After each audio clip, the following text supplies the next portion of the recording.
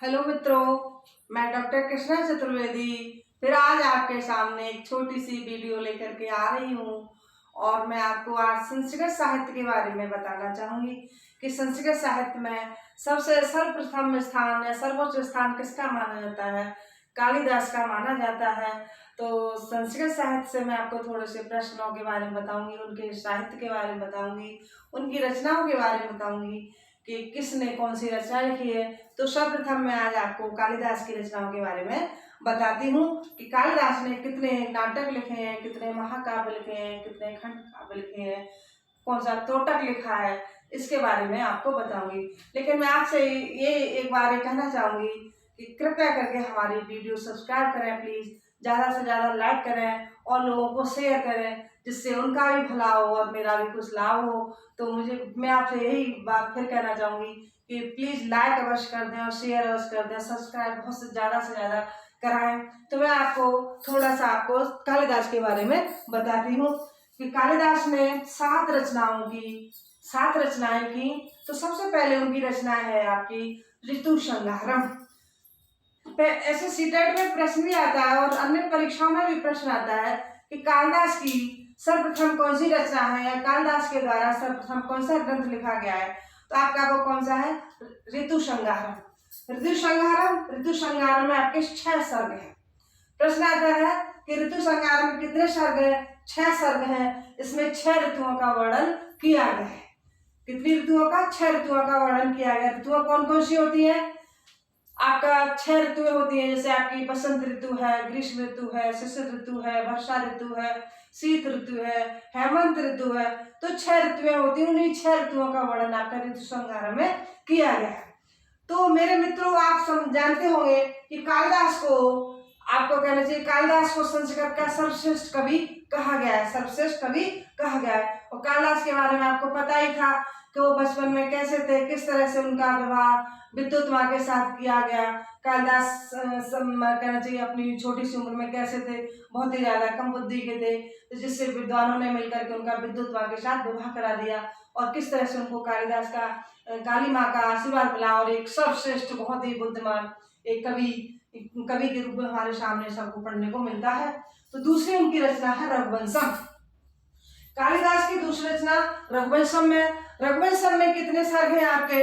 रघुवंशम में आपके 19 सर्ग हैं। और ये क्या है? एक महाकाव्य है।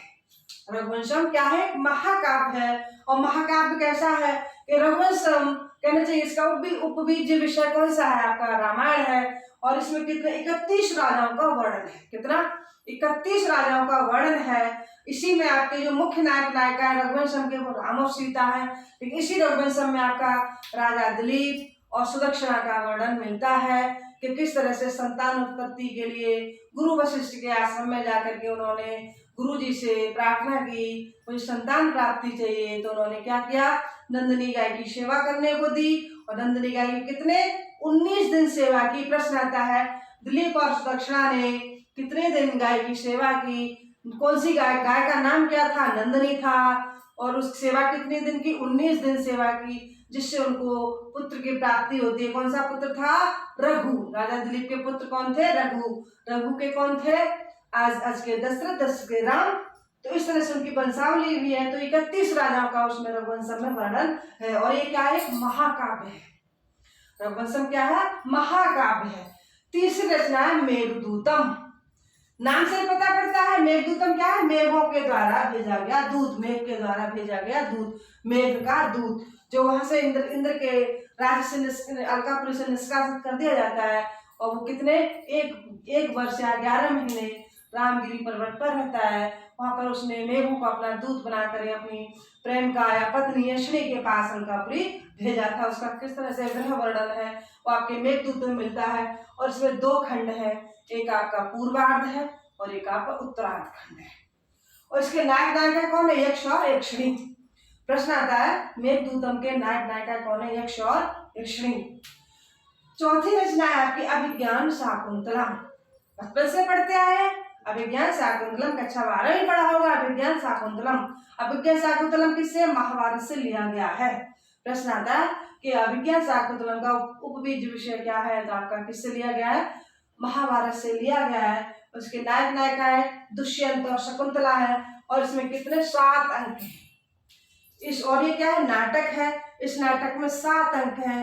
और इसमें प्रश्न ये भी आता है कि जो विज्ञान शाकुंतलम में सबसे अच्छा, सबसे प्रिय, सबसे सर्वोच्च, सबसे अच्छा कौन सा अंक है? आपका चतुर्थ अंक है, जिसमें शकुंतला की विदाई करते हुए बताया गया है। और आपको इसमें दुष्यंत शकुंतला के बारे में आप जानते हैं। प्रश्न आता है शकुंतला किसकी पुत्री थी? तो देखिए, एक तो पालित पुत्री थी, पालन पोषण तो कण्व ऋषि ने किया था, लेकिन ये विश्वामित्र और कहना चाहिए मेनका की ये पुत्री मानी जाती है। जो अप्सरा थी मेनका, पढ़ा भी होगा कि मेनका ने उनकी विश्वामित्र की तपस्या भंग कर दी थी। ब्रह्म ऋषि बनने के लिए उन्होंने तपस्या की थी, तो तपस्या भंग कर दी थी, दोनों में प्रेम हो जाता है। और प्रेम की निशानी कौन थी? शकुंतला। जो जब वो जाती है ऊपर अपने स्वर्ग को जाती है तो कण्व ऋषि के आश्रम में वो छोड़ जाती है। तो ये तो आपके एक तो आपका विज्ञान शाकुंतलम में 7 अंक हैं और इसके नायक नायिका है आपके कहना चाहिए दुष्यंत और शकुंतला है। और ये कहा के ये भी कहने उसी से महाभारत से लिया गया है। और 5वां आपका विक्रम उर्वशीयम। विक्रम उर्वशीयम में 5 अंक हैं, लेकिन ये त्रोटक है। त्रोटक क्या होता है? नाटक का छोटा रूप होता है त्रोटक। तो इसमें 5 अंक है। इसमें पूर्वा और उर्वशी का वर्णन है कि किस तरह से स्वर्ग की अप्सराएं पृथ्वी पर आती है। क्यों? कि वहां पर भोग नहीं है, हम पृथ्वी भोग करने के लिए। उनको पूर्वा बहुत ही बलिष्ठ होता है और किसी राक्षस उस पर उर्वशी पर आक्रमण करता है और पूर्वा उनको बचा लेते हैं। तो उनका बलिष्ठ बल देख करके उर्वशी उस पर पूर्वा पर मोहित हो जाती है और पृथ्वी पर बहुत समय तक रहती है।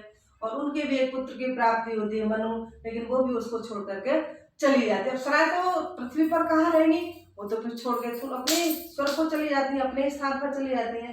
इस तरह से विक्रमोर्वशी आपका त्रोटक है, पूर्वा और उर्वशी इसकी नायक नायिका है। फिर आपका छठा नाटक है मालविका अग्निमित्रम। इसमें मालविका और अग्निमित्र दोनों के ऊपर ये नाटक है और इसमें आपके 5 अंक हैं और ये भी दोनों आपस में प्रेम करते हैं। प्रेम के आधार पर ये नाटक लिखा गया है। 7वां आपका है कुमार संभवम। कुमार संभवम समझते हैं कि जिसमें कार्तिकेय जी का जन्म होता है। किस तरह से उसको बाणासुर को मारने के लिए शिव और पार्वती को विवाह हुआ और सारे की सारे जो शिव और पार्वती इसके नायक नायिका हैं। और इसमें भी 17 सर्ग हैं और ये महाकाव्य है, गीत काव्य है और शिव और पार्वती इसके नायक नायिका हैं। तो इस तरह से आपने देखा कि ऋतु श्रृंगारम में 6 सर्ग है और आपका ये गीत काव्य है। रघुवंश में आपके 19 सर्ग है और ये आपका महाकाव्य है। उसके नायक नायिका राम और सीता है। मेघदूत 2 खंडों में, उत्तरार्ध और पूर्वार्ध और उत्तरार्ध। इसमें भी एक खंड काव्य है जिसमें एक शौर्यक्षणी इसके नायक नायिकाएं हैं। अभिज्ञान शाकुंतलम में 7 अंक है। कितने अंक है? 7 अंक है। प्रश्न आता है अभिज्ञान शाकुंतलम में कितने अंक है? 9, 10, 7। आपको पता है, निश्चित है, तो आप 7 पर ही टिक लगाएंगे और आप नंबर प्राप्त कर लेंगे। तो 7 अंक है और इसमें दुष्यंत और शकुंतला इसके नायक नायिका हैं। विक्रम और उर्वशीयम में आपके 5 अंक हैं और त्रोटक है और इसमें 5 अंक हैं और इसमें पूर्वा और उर्वशी का वर्णन है। पूर्वा और उर्वशी की प्रेम कहानी का वर्णन है। अधिक अभिज्ञान शाकुंतलम में भी प्रेम का वर्णन है और आपका और विक्रमोर्वशी में भी, मालविका अग्निमित्र में भी प्रेम का वर्णन है। और कुमार संभवम में एक कहना चाहिए ये उससे लिया गया आपका 17 सर्ग है और गीत काव्य शिव और पार्वती इसमें नायक नायिका है। तो इस तरह से मैं उम्मीद करती हूँ आज हमारे आपको वीडियो पसंद आई होगी और आपके परीक्षा पे होगी। मैंने ये तैयार किया है। आगे भी आपको और रचनाओं की भवभूति है, दंडी है और भार भी इनके बारे में बताऊंगी। नेक्स्ट वीडियो में उसी की बनाऊंगी और मैं आशा करती हूँ आप प्लीज लाइक अवश्य करें और सब्सक्राइब करें और ज्यादा से ज्यादा शेयर करें। जय हिंद।